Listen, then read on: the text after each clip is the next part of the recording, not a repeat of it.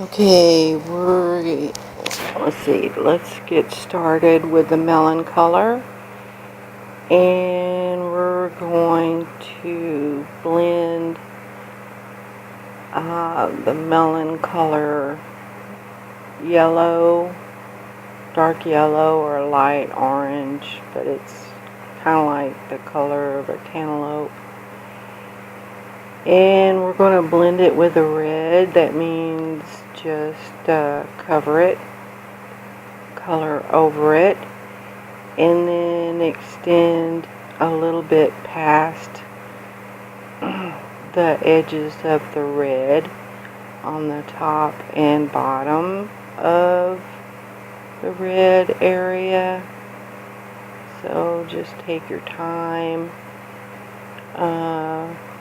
Continue working on a jagged edge. Don't square it off or round it off perfectly. Make it jagged, make it interesting.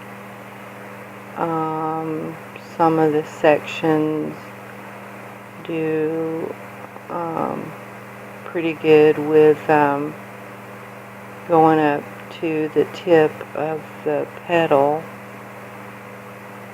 with the melon color. Don't do all of them. Keep things very random and unpredictable, because that's more interesting, and it just adds more dynamic interest by design, in that you're doing unpredictable things. And so do enough to where the petal tips aren't solid white.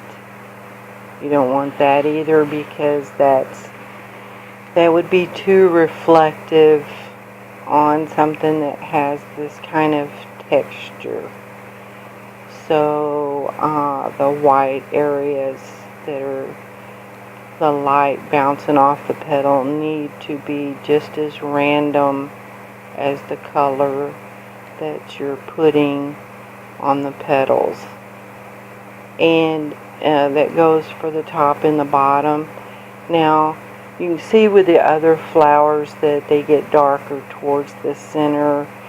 So keep white areas there to bring the red and the purple into the flower.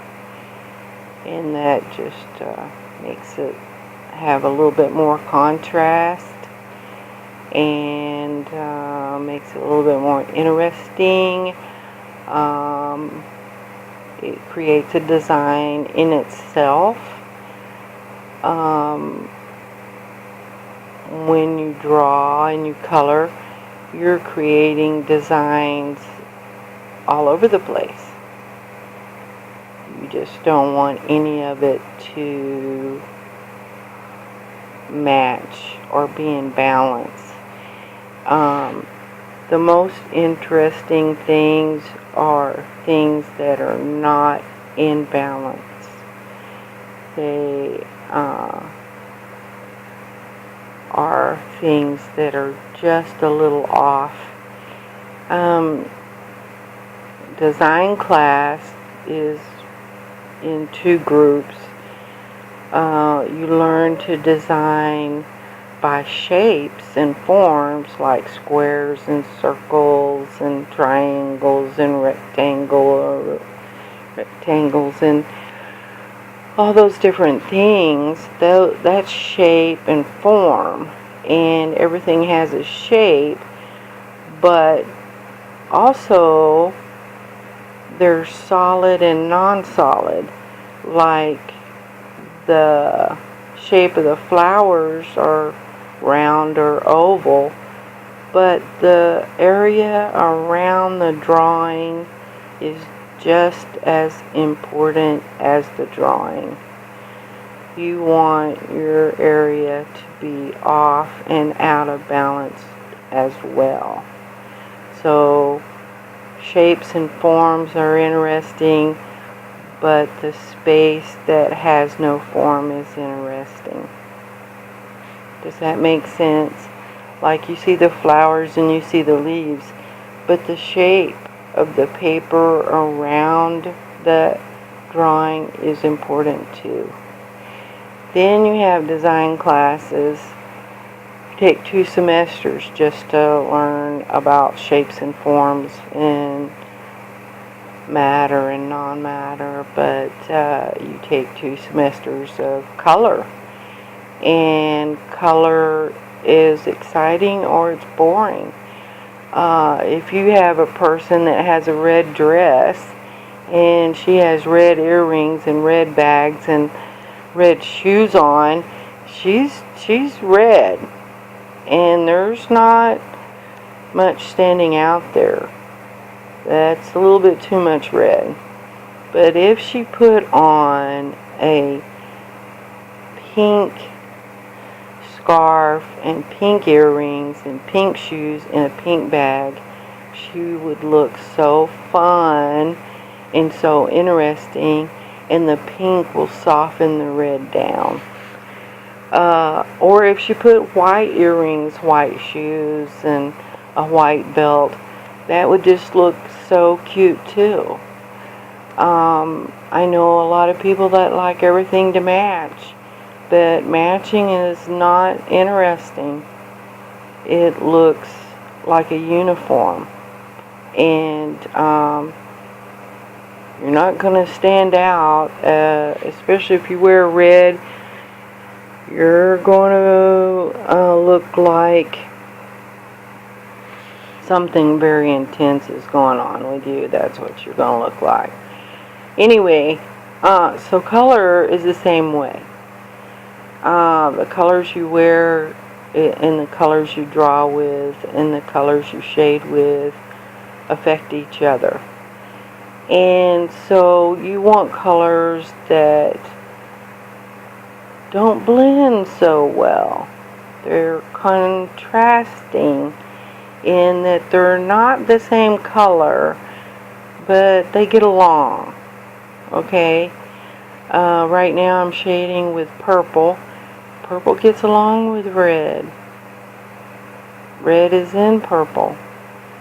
Purple gets along with yellow really, really well. It's just a really good combination. Blue gets along with yellow really well. And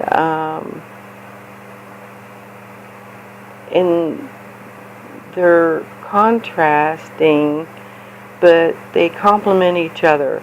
They build each other up. They bring each other life. And but you don't want to use a lot. You want to be very careful. So I use purple to shade things that I want to stand out. And you use it sparingly, and use it when you want to make something noticed, especially if you want it to come up or go down. And with purple, I use it as a shadow to go down, to create depth and to create more texture. And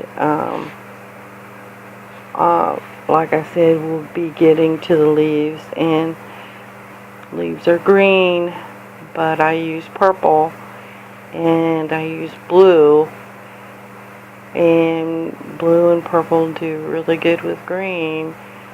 And you'll see that you can use them together, but you can't get them to where they're fighting each other. It's strictly, some respect of how they bounce off of each other and how they get along. But this is about coloring and coloring books, and not talking. I want to explain everything to where I'm not talking over your head. Like I said, the videos I've seen are so fast and so furious.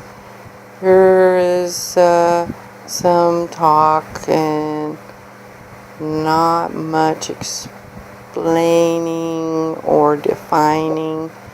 That's why these videos that I'm doing are going to be very slow and very careful and explain, so that you will have confidence and enjoy coloring and develop skill. And any skill takes practice.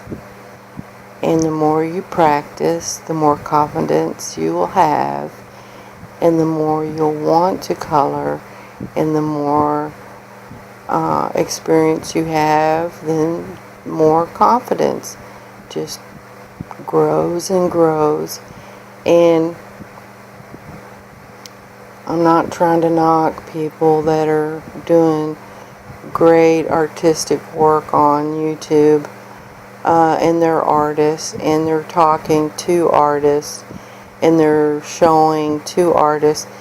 But you know, people that enjoy coloring and coloring books deserve a forum, a place to learn techniques in a simple way that's fun. Because I think people that enjoy coloring books, or this was the way I was as a child, I enjoyed coloring books because they're fun. So let's just let it be fun. Oh, here I'm doing the edges. Just do the corners, or like right there, there's a change in the petal. So add purple there, and it'll add just a little bit more texture and depth to your drawing. And it'll make it just pop a little bit more. And we're going to get to a point I won't be able to finish. You know, if you go over the time limit, YouTube will reject your video about 10 times. Then you have to send them your phone number, and then they have to call you back to okay a video. And this video is going to go over the time limit again, like the first one. So really don't want to get into that kind of a hassle. So on the next video, we'll finish this flower, you know, go back with the red and add to it, and give it that flare. You can notice right there that the flowers are coming together, but the one I'm working on still needs to have another visit by the red pencil to add the intensity of the red, and that is going to be added sparingly, because red will really blow up your whole drawing. Red, purple, blue. You have to just be careful. If that's your accent, then you need to be very careful. Use it as little as possible. Don't beat your drawing up with too much accents, because then it starts looking like a cartoon. And maybe that's not a bad idea, but that's not what you're going for.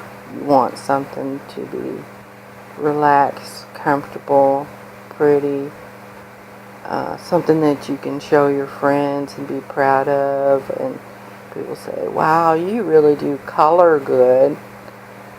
Yeah, well, thank you, I practiced,